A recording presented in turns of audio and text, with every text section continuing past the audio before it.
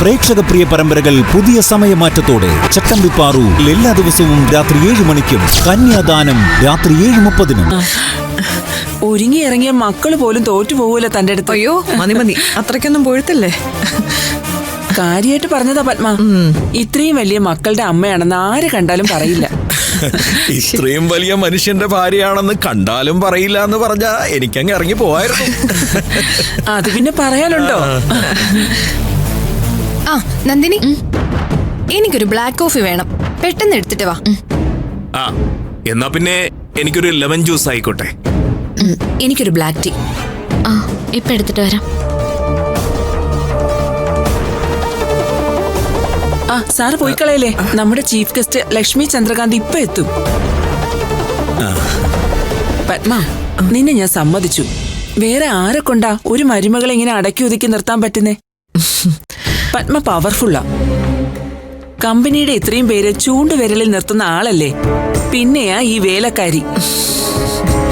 എന്റെ മകൻ ഒരു അബദ്ധം കാണിച്ചു. എന്റെ കുടുംബത്തിന് മൊത്തം അബദ്ധം സംഭവിക്കരുതല്ലോ, അതുകൊണ്ടാ ഞാൻ അങ്ങനെ ഒരു തീരുമാനം എടുത്തത്. എന്റെ വീട്ടിലെ വേസ്റ്റ് തുടയ്ക്കാൻ ഒരുത്തി എന്നല്ലാതെ മറ്റൊരു ബന്ധവും അവൾക്ക് ഞങ്ങളോടില്ല.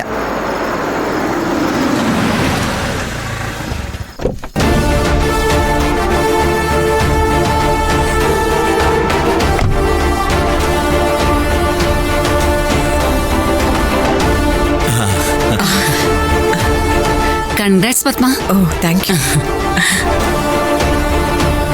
മാഡം, ഇതാ എന്റെ ഹസ്ബൻഡ്.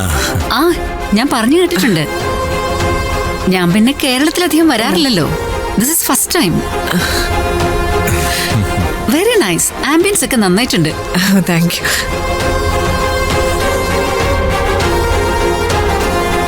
നെക്സ്റ്റ് ഇയർ മുതൽ നമുക്ക് ഇത് മതി.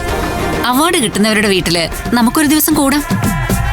ആ എൽസി, എപ്പോഴാ നമ്മൾ ആരംഭിക്കുന്നത്? വരാൻ വെയിറ്റ് ചെയ്യായിരുന്നു. ഒരു 5 മിനിറ്റ്, ഇപ്പൊ തുടങ്ങിയേക്കാം. ഓക്കെ.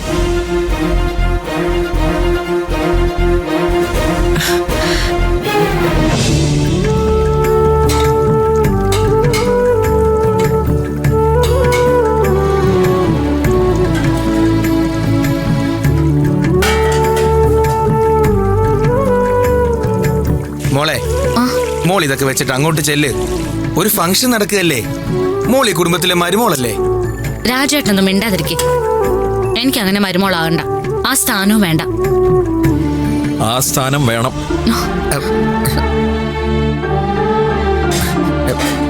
സർ, മോളെ ഈ പണിയൊക്കെ ഒന്ന് മതിയാക്ക്. എന്നിട്ട് ചെന്ന് ഒരുങ്ങി അങ്ങോട്ട് വാ. വേണ്ട സർ, അവിടെ എന്താ എന്റെ ആവശ്യം? മോളെ, പത്മയോ അവരുടെ കൂടെ നിൽക്കുന്നവരോ അല്ല എന്റെ മക്കളോ നിന്നെ അവഗണിച്ചോട്ടെ, പക്ഷേ എന്നെ സംബന്ധിച്ചിടത്തോളം നീ ഈ വീട്ടിലെ മരുമകളാ. നീ അവിടെ ഉണ്ടായേ പറ്റൂ. സർ, അത് തന്നെയാ ഞാനും മോളോട് പറഞ്ഞോണ്ടിരിക്കുന്നത്. നിന്നെയാണ് ആദ്യം പറയേണ്ടത്. നീ അല്ലാതെ വേറെ ആരെങ്കിലും ഇപ്പൊ നന്ദിനിയെ കൊണ്ട് ഈ പണി ചെയ്യിപ്പിക്കൂ? ഇവിടെ വേറൊരുത്തി ഉണ്ടായിരുന്നല്ലോ, സുമ. അവളവിടെ പോയി. അത് പിന്നെ അവളുടെ കാര്യം പറയാതിരിക്കുന്ന സാറേ നല്ലത്. അവളിപ്പോ അവൾക്ക് തോന്നും പോലെ വരും, തോന്നും പോലെ ഇറങ്ങിപ്പോവും.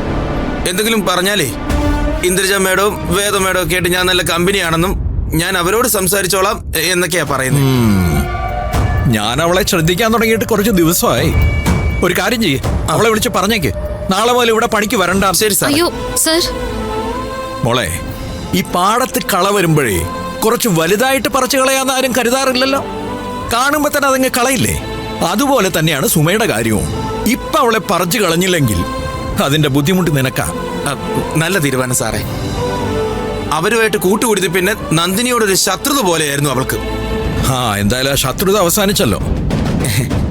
മോള് പെട്ടെന്ന് വന്നേ. സർ, പുറത്ത് നടക്കുന്നത് പത്മ മാഡത്തിന് ആദരവ് കിട്ടുന്ന നല്ലൊരു ചടങ്ങാ. ഞാനിവിടെ വന്ന് നിൽക്കുമ്പോ പത്മ മാഡത്തിന്റെ മുഖം തെളിയില്ല. മറ്റുള്ള ആളുകൾ ഇത് ആരാണെന്ന് ചോദിച്ചാ പത്മ മാഡത്തിന് മരുമകളാണെന്ന് പറയേണ്ടി വരും. എന്തിനാ സർ അങ്ങനെ ഒരു നാണക്കേട്? എനിക്കൊരു കുഴപ്പമില്ല. ഞാനിവിടെ ഉള്ള ജോലികളൊക്കെ ചെയ്ത് കൂടിക്കോളാം. നിന്നെ ഒഴിവാക്കി നിർത്തിയിട്ട് ആ ഫംഗ്ഷനിൽ പോയി നിൽക്കാൻ എനിക്ക് മനസ്സ് വരില്ല മോളെ. സർ, അങ്ങനെയൊന്നും പറയരുത്. സാർ ചെല്ല്. സൂര്യ സാറോട് സ്ഥലത്തില്ലാത്തപ്പോ എനിക്ക് വേണ്ടി സാറ് മാറി നിന്നാൽ അതിന്റെ വഴക്കും എനിക്ക് തന്നെയാ കേൾക്ക. ചെല്ലു സർ. പത്മ മാഡത്തിനെ മറ്റുള്ളവർ ബഹുമാനിക്കുന്നതും നല്ല വാക്കുകൾ പറയുന്നൊക്കെ എനിക്കും ഇഷ്ടാ. ഞാനത് എവിടെയെങ്കിലും മറഞ്ഞെന്ന് കേട്ടോളാം. സാറേ സാറ് പൊക്കോ സാറേ, നന്ദിനിയെ ഞാനും കൊണ്ടുവന്നോളാം. ഉറപ്പാണല്ലോ? ആ നന്ദിനി വേഗം വാ.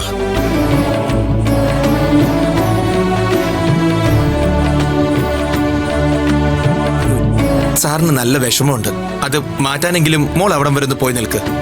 വേണ്ട രാജുവേട്ടാ, അവിടെ മൊത്തത്തിൽ വലിയ വലിയ ആൾക്കാരുടെ തിരക്കാ. അവര് സമയമെടുത്ത് ഒരുങ്ങി നല്ല വസ്ത്രങ്ങളൊക്കെ ധരിച്ച് എല്ലാരും കൂടി ഇരിക്കുന്നത് കാണാൻ തന്നെ ഒരു ചന്തമുണ്ട്. അതിന്റെ ഇടയിൽ നമ്മൾ ചെന്ന് നിന്നാ, സാറ് നേരത്തെ സുമയെ കുറിച്ച് പറഞ്ഞില്ലേ, നെല്ലിന്റെ ഇടയിൽ നിൽക്കുന്ന കള, ആ അവസ്ഥയാ എനിക്കും. നമുക്ക് നമ്മളെ കുറിച്ച് വ്യക്തമായിട്ട് അറിയാമെങ്കിൽ പിന്നെ നമ്മളെന്തിനാ വലിഞ്ഞു കയറുന്നേ?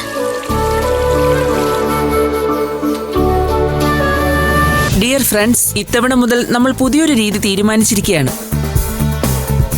ഇന്ന് നമ്മുടെ പ്രിയപ്പെട്ട പത്മയുടെ വീട്ടിൽ നടക്കുന്ന ഈ ഫംഗ്ഷനോടെ വിമൻസ് ക്ലബിന്റെ ഇനി മുതലുള്ള എക്സലൻസി അവാർഡിന്റെ എല്ലാ ഫംഗ്ഷനുകളും അവാർഡ് വാങ്ങുന്നവരുടെ വീട്ടിൽ വെച്ച് ആഘോഷിക്കാനാണ് നമ്മൾ തീരുമാനിച്ചിരിക്കുന്നത്.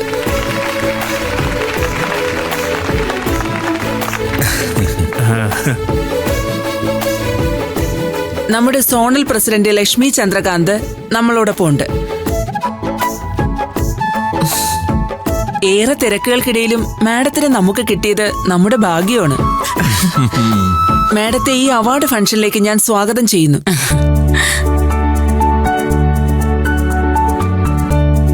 ഇനി ഞാൻ വേദിയിലേക്ക് ക്ഷണിക്കുന്നത് പത്മയുടെ ഈ നേട്ടങ്ങൾക്ക് ശക്തമായി പുറകിൽ നിൽക്കുന്ന ഒരാളെയാണ്.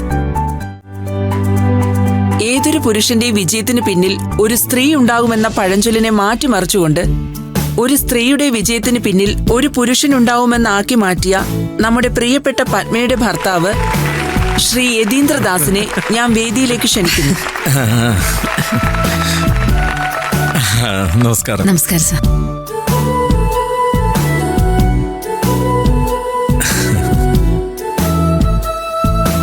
ഈ ഫംഗ്ഷന് നിങ്ങൾക്ക് എല്ലാവർക്കും സ്വാഗതം പറഞ്ഞുകൊണ്ട് ഇന്നത്തെ നമ്മുടെ പ്രധാന അതിഥിയെ വേദിയിലേക്ക് ക്ഷണിക്കുന്നു. നിങ്ങൾക്കറിയാം, കാരുണ്യ പ്രവർത്തനങ്ങളിലൂടെയും നന്മ നിറഞ്ഞ മറ്റു പ്രവൃത്തികളിലൂടെയും നമുക്കൊക്കെ പ്രിയങ്കരിയാണ് പത്മ. പത്മയ്ക്ക് ഈ അവാർഡ് സമ്മാനിക്കുമ്പോൾ ഈ അവാർഡിന് തന്നെയാണ് ആദരവ് ലഭിക്കുന്നത്. ഏറെ അഭിമാനത്തോടെ, ഏറെ സന്തോഷത്തോടെ വിമൻസ് ക്ലബിന്റെ ഈ വർഷത്തെ എക്സലൻസ് അവാർഡിന് അർഹയായ പത്മയെ ഞാൻ വേദിയിലേക്ക് ക്ഷണിക്കുന്നു.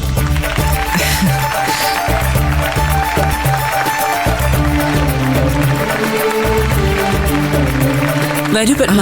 Thank you. നമസ്കാരം. നമസ്കാരം.